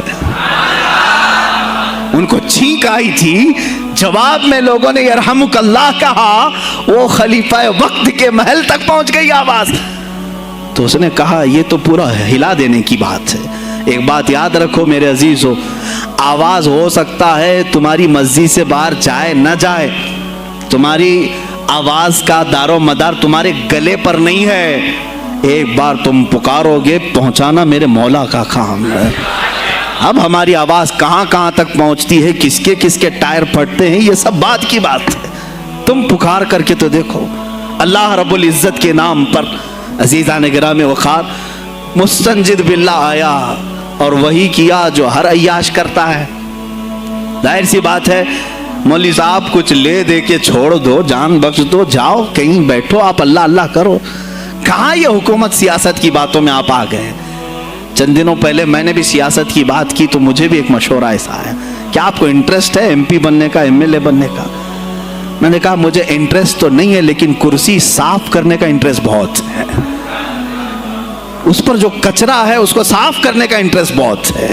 انشاءاللہ العزیز وقت آئے گا وہ صاف ہوں گی بھی. عزیزان گرامی مستنجد باللہ 10 اشرفیوں کی تھیلیاں لے کر سونے کی غوث پاک کے دربار میں آئے. آپ مریدین کے ساتھ بیٹھے ہیں، ارے وہ حال و قال کی مجلسیں ہیں. مستنجد باللہ آیا، غوث پاک کی بارگاہ میں کہا کہ یہ حضور آپ قبول کر لیں، نذرانہ ہے.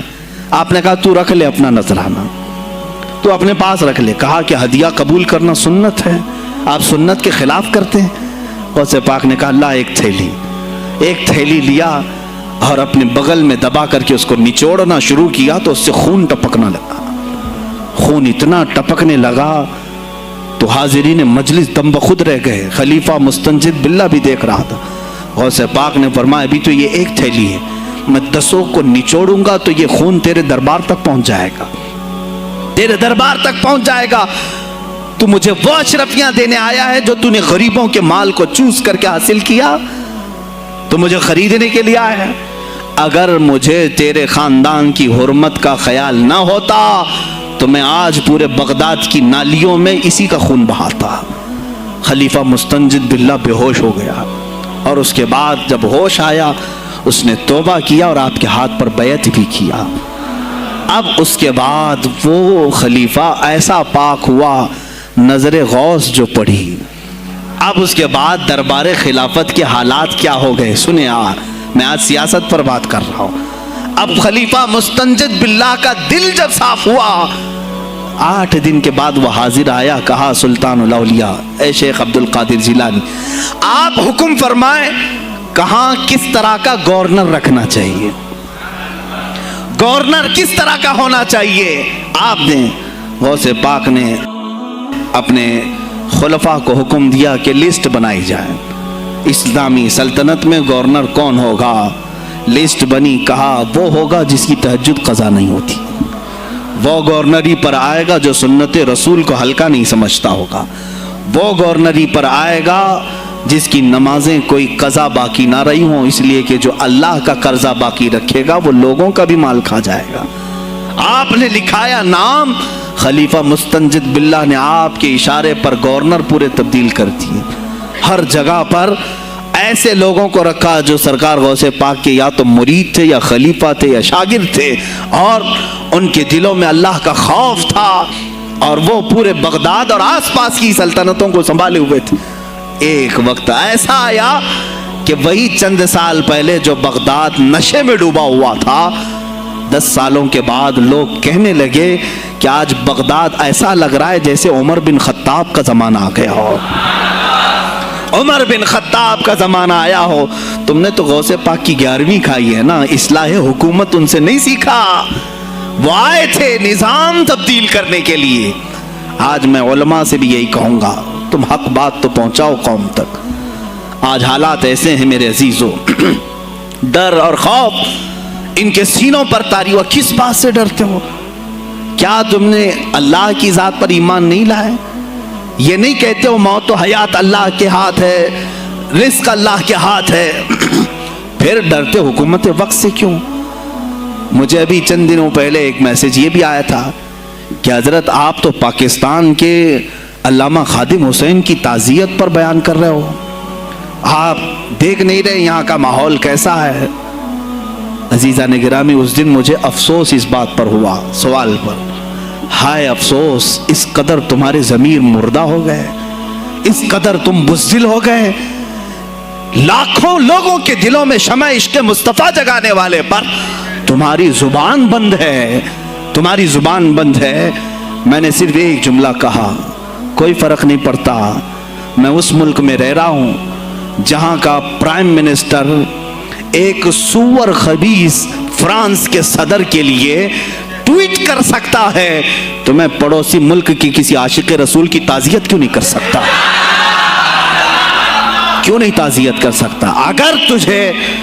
अगर हिंदुस्तान की तख्त पर बैठने वाले को फ्रांस के सदर से कोई दिली इश्क है, मोहब्बत है, तुम उसकी माशूका हो या महबूबा हो, मुझे फर्क नहीं पड़ता, लेकिन इतना जरूर है आशिक रसूल मशरिक में हो, शुमाल में हो, जुनूब में हो, मगरिब में हो, जब उसकी रूह जाएगी तो हमारी भी रूह तड़पेगी। हमारी डोर बंधी हुई है मदीनतुर रसूल से। मेरे आका सल्लल्लाहु अलैहि वसल्लम की जो बात करेगा वो फिर किसी भी मुल्क का बाशिंदा हो। तुम कहते हो ताज़ियत के लिए, अरे मेरे अजीज, अगर मैं सामने होता तो उसके कदमों की खाक में अपने अमामे पर रखता।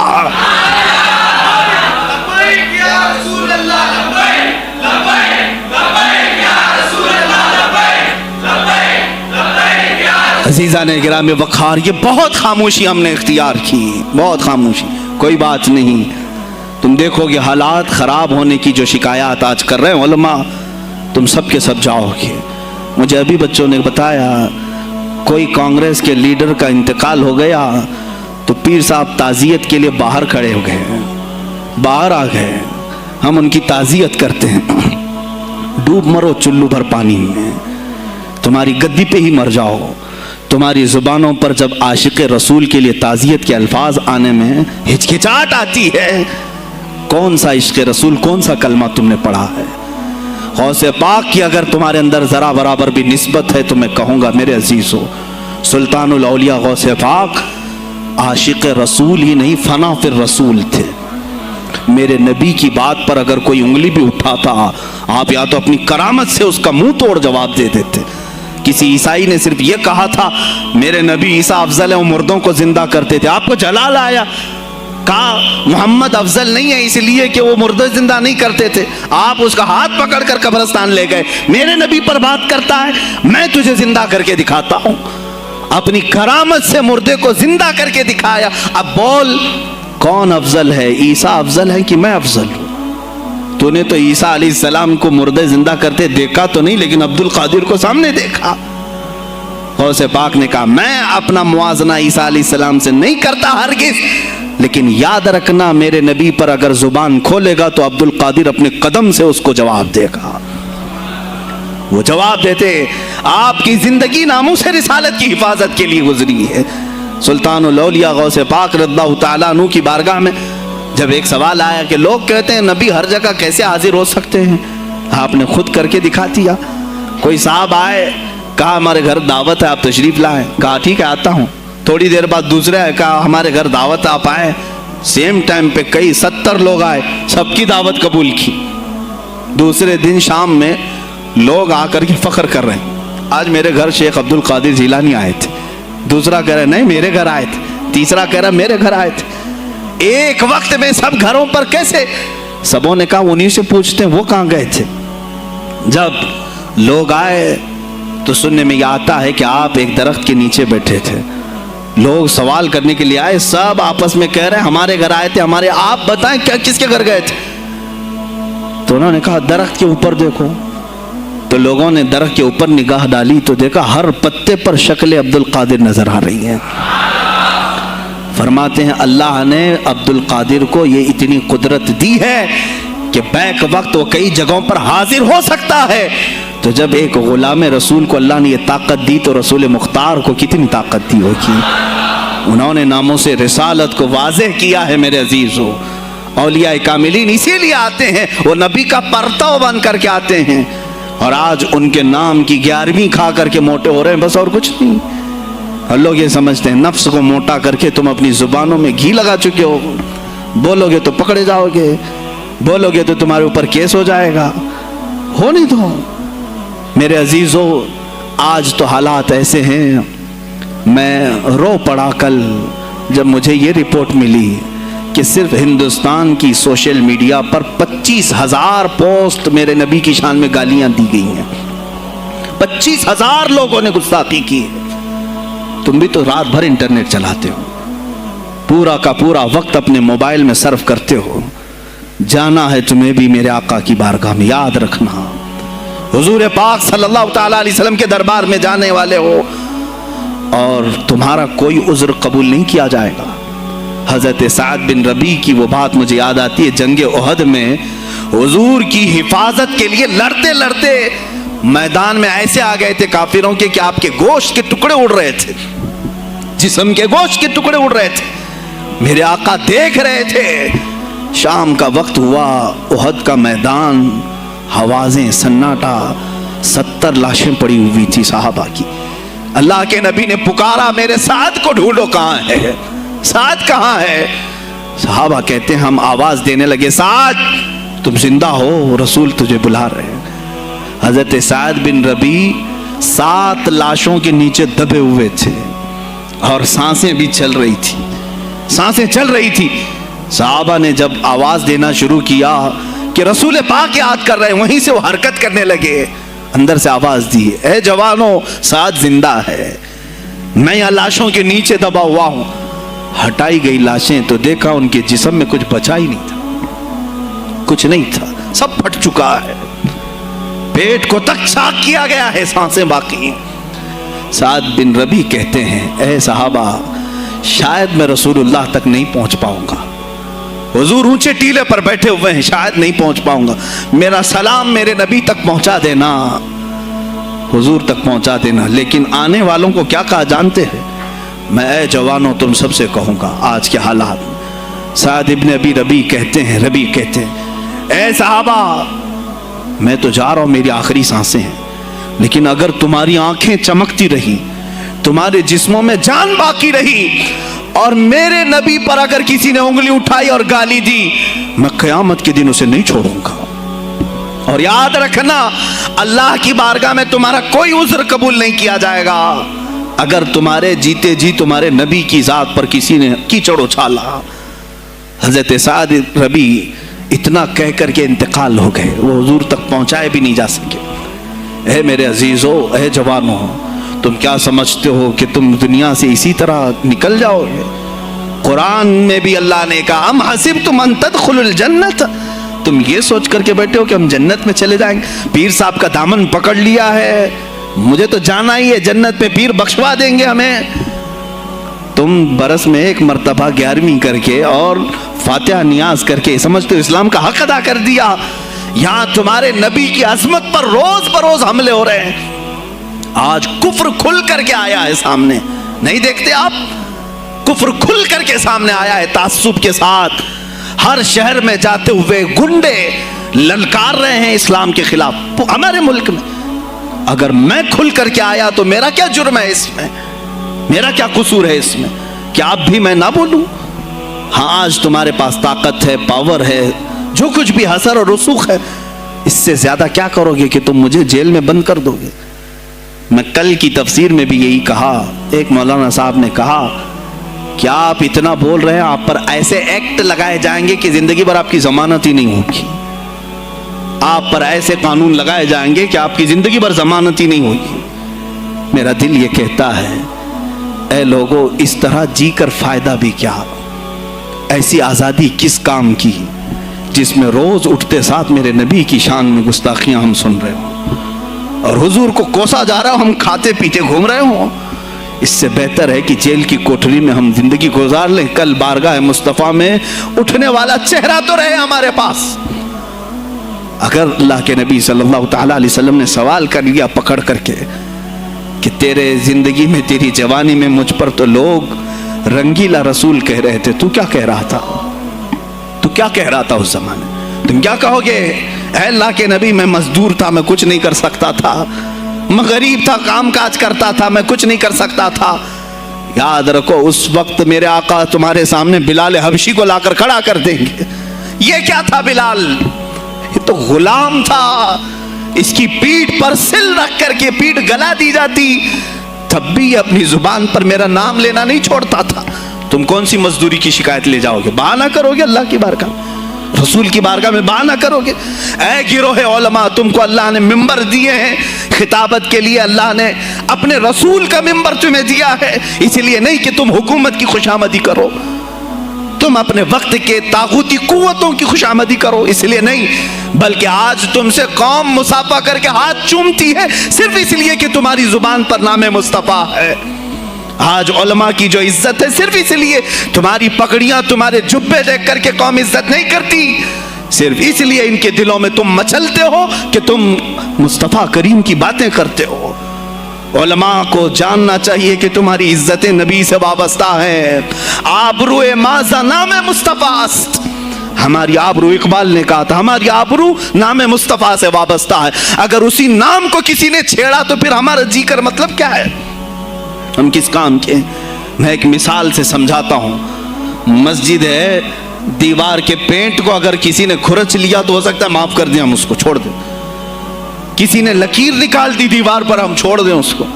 लेकिन मियां वो हमारे सामने आकर पिल्लर हिलाने लग गया और मस्जिद का ये पिल्लर तोड़ने लग गया, खामोश बैठोगे? और अगर तुम खामोश बैठे तो इसका अंजाम क्या होगा? उसने पिल्लर हिलाया तो सिर्फ पिल्लर नहीं टूटेगा, ये छत पूरा सबके ऊपर गिरेगा। आज जालिम कुफार पूरे तुम्हारी जड़ को हिला रहे, मेरे नबी की जात को, सीधे मुस्तफा करीम की जात को हिला रहे हैं। अल्लाह के हबीब सल्लल्लाहु ताला अलैहि वसल्लम की नामोस को हल्के में मत लेना मेरे अजीजों। लाखों जाने जाती हैं, जाएं इस नाम पर। हुजूर अकरम सल्लल्लाहु ताला अलैहि वसल्लम की जात को हल्के में मत लेना। और अगर इन्होंने हिलाना शुरू किया है अगर हुजूर की जात पर, हैरत हो रही, 25,000 पोस्ट तुम में से किसने कंप्लेंट की है? साइबर क्राइम को कंप्लेंट कर सकते थे। हमारे जज्बात को ठेस पहुंचा है। हम आजाद मुल्क में रह रहे, मेरे नबी से छेड़छाड़ क्यों हो रही है? किसी ने आवाज उठाई? कुछ हैं इल्ला माशाअल्लाह, कुछ उलमा, कुछ वकला इसके पीछे लगे हुए हैं। लेकिन मेरे अजीजों, हर मुसलमान का यह है तुम्हारी निस्बत रसूल पाक से है। अब इन्होंने हिलाना शुरू किया तो इंतजार करो, जिस दिन ये छत गिरेगी अजाब बनकर सब पीछे जाएंगे, सब उसमें गिरफ्तार होंगे। इंशाअल्लाहुल अजीज हम मुहिम छेड़ेंगे, हम मुहिम छेड़ेंगे इस बात की। अगर आज तुम कसरत में हो तो इसका क्या मतलब, जो चाहे तुम कर लोगे। हम इतने गए गुजरे तो नहीं हैं कि हमारे नबी के ऊपर भी तुम चले जाओ। हाँ, हमें रौंद दिया, हमें मार दिया, हमें कत्ल कर दिया, सब बर्दाश्त कर लिया, लेकिन अब इससे आगे नहीं बर्दाश्त करेंगे इंशाअल्लाह अज़ीज़। मैं आवाज़ देता हूँ इसी मिंबर से, ए गिरोह उलमा, ए जमात सूफिया, ए खानकाह के गद्दी नशीनों, बाहर आओ। आओ हुकूमत वक्त से एक मुतालबा ये करो, ए हुकूमत वक्त के तख्त पर बैठने वालों, हमारे हिंद में पार्लियामेंट में भी ऐसा कानून पास करो कि कोई मेरे नबी की ज़ात पर भौंके तो उसे मौत की सज़ा हो जाए। हम ये चाहते हैं। अगर इस कानून को तुम्हें लाने में कुछ जिंदगियों की ज़रूरत है तो ये फ़कीर हाजिर है और मेरे साथ भी कुछ तुम्हारे लिए हाजिर होंगे। ले लो हमारी जाने और एक कानून ऐसा बना दो ताकि क़यामत तक फिर यहाँ पर कोई ना भौंके मेरे नबी की ज़ात पर। तुम कानून सिर्फ मेरे नबी के लिए नहीं, तुम अपने देवी देवताओं के लिए बनाओ, शांति से रहो। हमने कभी तुम्हारे खिलाफ भौंका नहीं है, हमने कभी देवी देवताओं को छेड़ा नहीं है, इसलिए कि इस्लाम इसकी इजाज़त नहीं देता। हम गाली नहीं देते, हम इस्लाम की हक्कानियत से बयान करते हैं, लेकिन खामोश रहने की ये सज़ा हमें दी जा रही है कि हमें गालियां देते देते ये अब हमारे नबी तक पहुंच गए, हमारी माँ आयशा सिद्दीक़ा तक पहुंच गए और हमारे तमाम अकाबिरीन असलाफ तक पहुंच गए। और 25 करोड़ की तादाद में खामोशी ये अच्छी नहीं है मेरे अजीज़ों, अच्छी नहीं है। आज अफसोस इसी बात का है जिनको अल्लाह ताला ने अपने नबी की नियाबत अता की है, वो नायब रसूल हैं या किसी खानकाह के गद्दे नशीन हैं। तुम ये मत समझ लेना कि तुम्हारे आबा व अजदाद कमाल के थे, बुजुर्गान दीन थे, तुम छूटे जाओगे। नहीं, सवाल तो होगा, तुम्हें सवाल होगा, मुझसे भी होगा। मैं ये नहीं कह रहा हूँ कि मैं कोई अलग हूँ, सवाल होगा। आओ सर जोड़ करके हम इस सिलसिले में कोशिश करें। गौसे पाक रज़ी अल्लाह ताला अन्हु का यही मैसेज था। हिंदुस्तान में शहाबुद्दीन गौरी ने जो परचम इस्लाम लहराया, वह आज तक उसकी देन है कि मुसलमान जिंदा हैं, यहाँ मुसलमान बाकी। पूरी दुनिया में निज़ाम को सही करने के लिए आवाज़ उठाना, ये भी औलिया कामिलीन की बात है, उनकी सिफात है। सिर्फ अपनी खानकाह में अल्लाह अल्लाह और जिक्र कराना ही उनका काम नहीं था, वो दिलों को तो धुलते ही थे, लेकिन जो निज़ाम संभाल रहा होता उसकी बागडोर को भी धुलते थे, उसकी भी सफाई करते थे। तो अल्लाह का डर रखने वाला कुर्सियों पर आए, जो किसी का खून चूसने वाला ना है। अज़ीज़ा निगरामी औक़ात, अपने सियासी शऊर को भी बेदार करो, सियासत को समझो। तुम कब तक इस्तेमाल होते रहोगे? अब इसमें उलमा को भी आना चाहिए कि इनके सियासी शऊर को बेदार करें। तुम्हारे साथ आज जो खेल खेला जा रहा है, तुम हर एक की जय विजय करते हुए हर पार्टी के पीछे जाते हो। तुमने आज तक अपना कायद नहीं ढूंढा, अपना कायद नहीं ढूंढा। और उनको देखो, वो कहते हैं कि अगर पेट्रोल 200 लीटर भी हो जाए तो हमारे कायद तो यही हैं, इसलिए कि हमारा हम मजहब है, वो हमारे मजहब की बात करता है। तुम्हारा कौन है मेरे अजीज? तुम किसी पर मुत्तफिक नहीं होते, और जो तुम्हारे लीडर हैं वो किसी और के पल्लू में छुपे हुए हैं, हाँ, किसी और की गोद में बैठे हुए हैं। जा जा करके ये सारे मुसलमानों को किसी और के यहाँ बेच करके आते हैं। ये सियासी शऊर बेदार करो। मुझे मालूम है मेरी ये बातों का सबसे ज्यादा एक्शन कौन लेगा, मुझे मालूम है। सबसे ज्यादा किसको खलबली मचेगी वो भी मुझे मालूम है। इसीलिए कि मैं उन सेकुलर पार्टियों के बारे में बोल रहा हूं जो चेहरा सेकुलर बता करके हम आप सबके वोट लेकर के चले जाते हैं, और फिर मुझे बताओ जिनको तुम अपना मसीहा समझ करके उनके पीछे जय जय करते घूमते रहते हो, तुम्हारे मजहब पर आज क्या हमले नहीं हुए हैं, क्या नहीं हुए? कश्मीर आज तक जल रहा है, कहाँ ये कांग्रेस क्यों नहीं बात करती है जो पूरे मुसलमानों की मसीहा है? कहाँ है वो समाजवादी, वो बीएसपी, फलां फलां फलां जो पार्टियां जिनमें सब मुसलमान जाते हैं? क्या इनको इतना भी शऊर नहीं कि वो पार्लियामेंट में इसके खिलाफ बात करें, कहें कि ये मुसलमानों के साथ जुल्म हो रहा है, हम इनके वोट लेते हैं? नहीं बात करेंगे, ये सिर्फ और सिर्फ तुम्हें इस्तेमाल करते हैं। और इन्हें मालूम भी है हमने इन सबको खरीदा है, इनके लीडरों के मुंह में अपनी जुबान रखी हुई, ये कोई बोलेगा नहीं, इन्हें मालूम है। तुम्हें ये अंदाजा नहीं मेरे अजीजों, آج میں بولوں تو لوگوں کو تکلیف ہوگی. کشمیر کے ایسے حالات ہیں, رو رہے ہیں وہاں پر. ایک مولانا ہے, مسجد کے امام ہیں, انہوں نے کہا, باضابطہ حلفیہ کہا نوجوان میرے پاس نماز کے لیے آتا تھا, اس نے ایک کہا کہ حضرت کیا سوسائڈ کرنے کی اجازت ہے؟ کہا کیوں؟ کہا میرے گھر میں کچھ لوگ داخل ہوئے, میں ان کا نام ذکر نہیں کر رہا ہوں, کچھ لوگ داخل ہوئے, مجھے ہاتھ باندھ کر کے کھڑا کیا, میری ماں اور میری بہن کو ننگا کیا, میرے سامنے کپڑے اتارے اور ان کی عزت لوٹی, اور اس کے بعد مجھے ہاتھ کھول کر کے چھوڑ دیا. مجھے بتائیں اس کے بعد بھی جینے کا کوئی مقصد رہتا ہے؟ مجھے بتائیں اس کے بعد بھی جینے کا کوئی حاصل ہے؟ یہ سب تمہارے ساتھ بھی ہوگا. جہاں میجورٹی ان کی مسلمانوں کی تھی وہاں یہ ننگا ناچ کر کے دکھایا ہے, تو یہاں تو تم بہت قلت میں ہو, تمہارے ساتھ بہت کچھ ہو سکتے ہیں اب بھی اگر خاموش رہے. اسی لیے میں بار بار کہتا ہوں, اٹھو وہ گھر نہ حشر نہ ہوگا پھر کبھی, دوڑو کہ زمانہ چال اپنی چل گیا. تم اپنی سیاست کو منتخب کرو, تم اپنی قیادت کو منتخب کرو, اور اگر ابھی بھی سیاسی لاشعوری کی زندگی گزارتے رہو گے, لقمے بنتے چلے جاؤ گے, یہ کھاتے چلے جائیں گے. بات میں سلطان الاولیاء غوث پاک کی کر رہا تھا, لیکن مجھے یہ حالات پر گفتگو ضرور کرنی ہے, اس لیے کہ مجھے معلوم نہیں ہے کہ میری زبان پر کب تالے لگائے جائیں گے یا میری گردن پر کب چھری پھیری جائے گی, مجھے اس کا اندازہ نہیں. لیکن اے مسلمانوں, تم میری ذات سے الجھتے ہو تو الجھ جاؤ, مجھے اگر بلیم کرتے ہو, تانے مارتے ہو تو مار لو. چند دنوں کی بات ہے, جب تک میری سانسیں چل رہی ہیں تب تک مجھے گالیاں دو گے, لیکن جس دن میں بھی دنیا سے جاؤں گا اس دن تم ہماری باتیں یاد رکھو گے, اس دن یاد کرو گے. مجھے اپنے بچوں کو یہی بتانا ہے کہ اب وہ دور آیا ہے جہاں ممبروں سے بھی بولنے میں اب گھبراہٹ ہے. لوگ اپنے خوف کے مارے ایسے ہیں کہ اپنی روزی روٹی کے چکر میں میرے مصطفیٰ کی گالیاں سننا برداشت کر رہے ہیں. دیتا ہے دینے دو نا, ہمارا کیا بگڑتا ہے. اس پوزیشن میں تم آئے ہو آج, تمہارا امام جب اتنا بزدل ہے تو تمہارے دلوں میں کون سا ایمان باقی رہ جائے گا. اس لیے شعور پیدا کرو. اگر اولیاء کی نسبت تمہارے دل میں ذرا برابر بھی باقی ہے تو اٹھو میرے عزیزوں, آپ قیامت کے دن جواب دہ ہوں گے. میرے نبی صلی اللہ تعالیٰ علیہ وسلم کی عظمت پر آج جو حملے ہو رہے ہیں, یہ ہماری زندگی کا سب سے بڑا ایشو ہے. آج مطالبے کرو, مانگو تو کس چیز کو مانگو؟ بس یہ ہے کہ میری نبی کی عزت سلامت رہے, مجھے دنیا میں اور کچھ نہیں چاہیے. اتنا مطالبہ تو کر سکتے ہو, اتنا مطالبہ کرو, اور پھر دیکھو میرے مصطفیٰ کی طرف سے انعام کیا ملے گا, اللہ کی طرف سے انعام کیا ملے گا.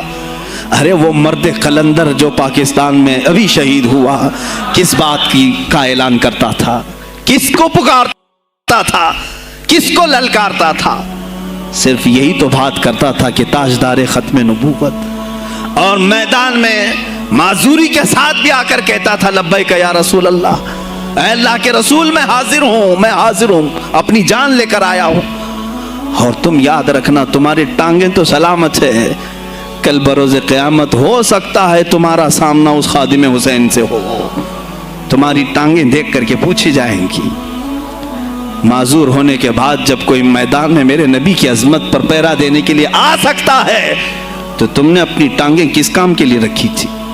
میرے عزیزوں, میں نے جتنی طاقت مجھے اللہ نے دی میں بول رہا ہوں, اب اس کے بعد کا محاذ تمہیں سنبھالنا ہے, آگے کی ہماری فکروں کو تمہیں لے جانا ہے. شاید اس زمانے میں ہم جی رہے ہیں جہاں اتنی آزادی نہیں ہوگی.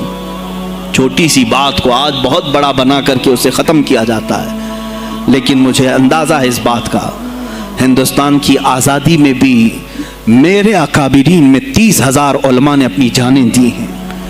کشمیر سے لے کر دلی تک ہر درخت پر ایک عالم کی لاش لٹکی ہوئی تھی. ان کی جانیں, ان کی قربانیاں رائیگاں نہیں گئیں. 70 سال سے ہم مزے لے رہے ہیں, ان کی قربانیاں ہیں یہ. علامہ فضل حق خیر آبادی کو انڈمان نکوبار پوری زندگی کے لیے قید کر کے ختم کر دیا گیا, مزار بھی وہیں پر ہے آج.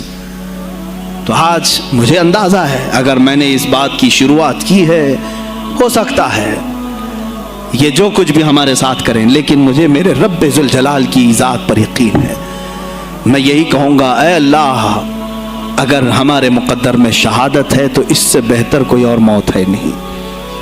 اے رب ذوالجلال اس حالت میں دنیا سے اٹھا جب تو ہم سے راضی ہو۔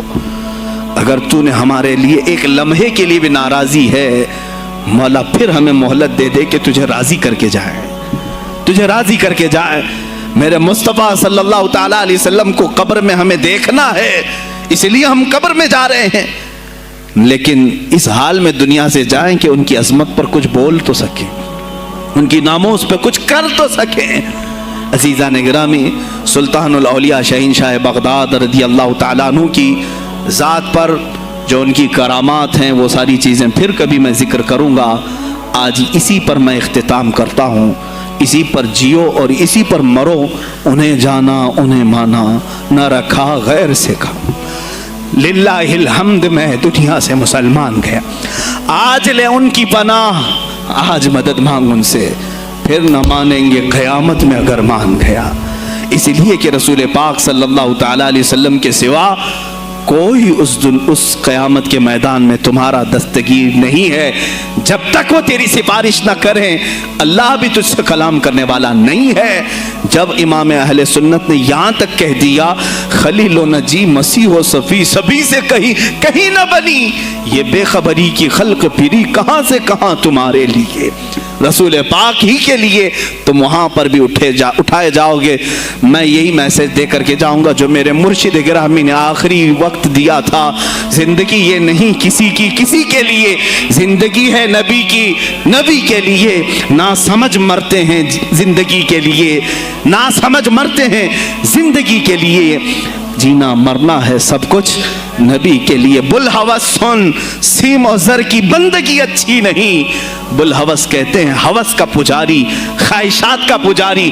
میرا مرشد یہ کہہ کر گیا ہے ہمیں، بلحوث سن، سیم و زر کی بندگی اچھی نہیں، ان کے در کی بھیک اچھی سروری اچھی نہیں، ان کے در کی بھیک اچھی سروری اچھی نہیں۔ اور کہتے ہیں جو پیا کو بھائے اختر وہ سہانا راگ ہے، جو پیا کو بھائے اختر وہ سہانا راگ ہے، جس سے ناخوش ہو پیا وہ راگنی اچھی نہیں۔ جو میرے نبی کو نہ پسند آئے وہ بات ہی اچھی نہیں، جو میرے نبی کو نہ پسند کام ہو وہ کام ہی اچھا نہیں، جس سے ناخوش ہو پیا وہ راگنی اچھی نہیں۔ وآخر دعوانا الحمدللہ رب العالمین۔ السلام علیکم۔ خدمت پہ لاکھوں سلام، مصطفیٰ جان رحمت پہ لاکھوں سلام، شمع بز میں ہدایت پہ لاکھوں۔ غوث اعظم کا دیکھو ذرا مرتبہ، ایک اشارے سے مردوں کو زندہ کیا۔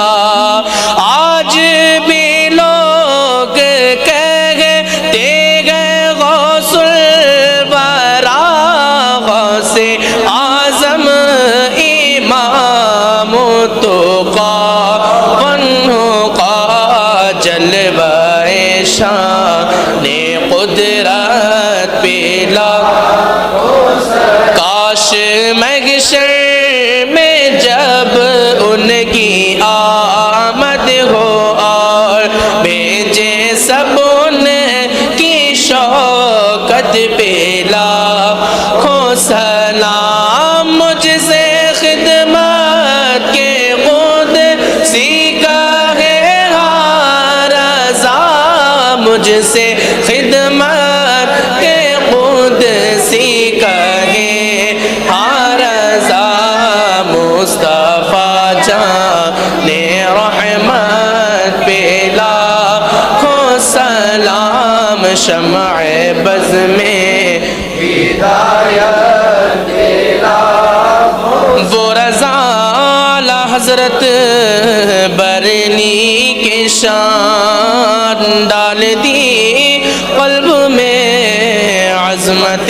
مصطفیٰ، جس کا سنی مناتے ہیں یوم رضا، اس امام اہل سنت پہ لاکھوں سلام مصطفیٰ جان رحمت پہ لاکھوں سلام شمع بز میں ہدایت پہ لاکھوں سلام لا شرف النبی الاکرم محمد المصطفیٰ صلی اللہ علیہ وسلم وآلہ واصحابہ واولیاء ملتہ وجميع المسلمین والمسلمات الکرام الفاتحہ.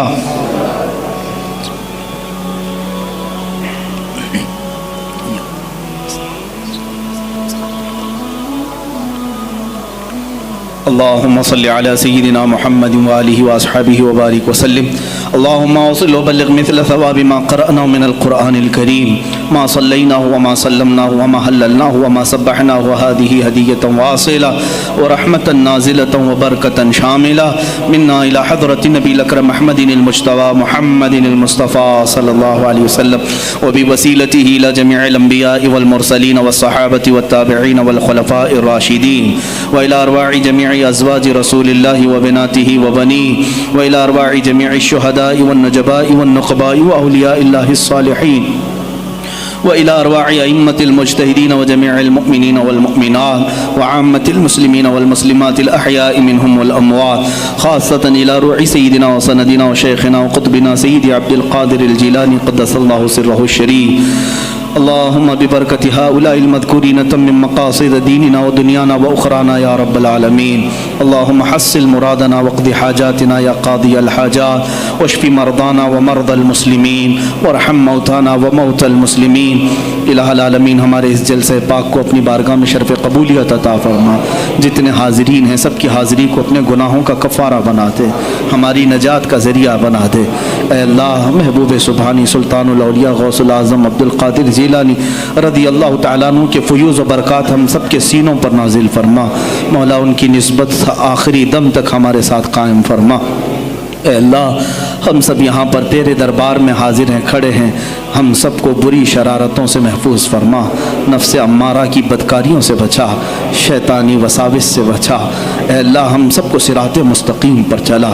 خلاق العالمین ہماری یہ جو کچھ بھی زندگی گناہوں کی نظر ہو گئی ہے ہم سب کو پاک و صاف کر کے تیرے حبیب پاک کی عظمت پر پہرا دینے والی بنا دے. اے الہ العالمین ہم نسبت میں قادری ہیں مولا, قادری کر, قادری رکھ, قادریوں میں اٹھا. قدر عبد القادر قدرت نما کے واسطے, قدر عبد القادر قدرت نما کے واسطے مولا دنیا میں بھی ان کے غلاموں میں شامل رکھ, قیامت میں ان کی مریدوں میں حشر فرما. اے رب ذوالجلال احسن الخالقین ہماری اس فاتحہ کا ثواب آج خصوصاً بالخصوص امیر المجاہدین حضرت علامہ خادم حسین رضوی رحمۃ اللہ علیہ کی روح کو نظر قبول فرما. مولا ان کا نعم البدل امت کو عطا فرما. اے رب ذوالجلال ہم میں کوئی مرد مجاہد پیدا کر. اے اللہ ہم میں کوئی مرد مجاہد پیدا کر کہ ہماری بزدلیاں دور ہو جائیں. مولا ہماری خانقاہوں کو صحیح فرما دے, ہمارے علماء کے سینوں کو ایمان سے بھر دے. مولا ان کی زبانوں میں قوت عطا کر. مولا سب کو ایمان پہ استقامت عطا فرما. مولا ان بچوں کو غازیان اسلام بنا دے. تیرے حبیب پاک پر مر مٹنے والا نفس عطا فرما. الہ العالمین ہم سب کو آخری سانس تک تیرے نبی سے وفا کرنے کی زندگی عطا. مولا ہم سب کو بے وفائی سے بچا لے. مولا ہم سب کو بے وفائی سے بچا لے. اے اللہ ہم سب کو بے وفائی سے بچا لے. الہ العالمین تیرے حبیب پاک کا واسطہ ہم سب کو ہر طرح کے کفار و مشرکین کے شر و فساد سے محفوظ کرو. اسلام و سنیت کا بول بالا فرما, کفر و شرک کا منہ کالا فرما. ان اللہ و ملائکتہ یصلون علی النبی یا ایھا الذین آمنوا صلوا علیہ وسلموا تسلیما. اللهم صل على سيدنا مولانا محمد معدن الجود والكرم وآله وأصحابه الكرام ابنه الكريم وآله وسلم. سبحان ربك رب العزة عما يصفون وسلام على المرسلين والحمد لله رب العالمين. جب دمیں واپسی ہو یا اللہ, جب دمیں واپسی ہو یا اللہ, لب پہ جاری ہو بس لا الہ الا اللہ محمد رسول اللہ صلی اللہ علیہ وسلم.